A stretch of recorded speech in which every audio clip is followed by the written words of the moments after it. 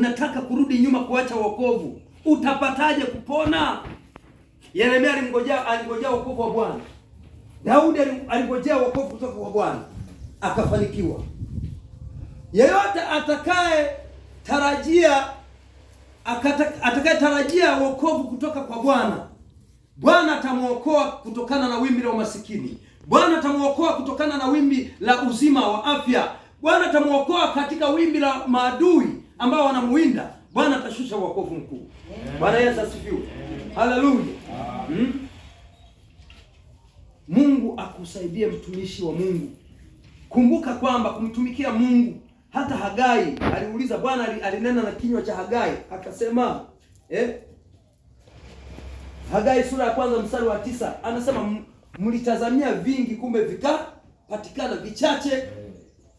Kwa sababu ya kutokutarajia wokovu kutoka kwa Bwana, kwa sababu ya kutokutarajia kumtarajia Mungu kwa utulivu. Bwana Yesu asifiwe. Mwingine unapotoa kitu, usitoe kitu kama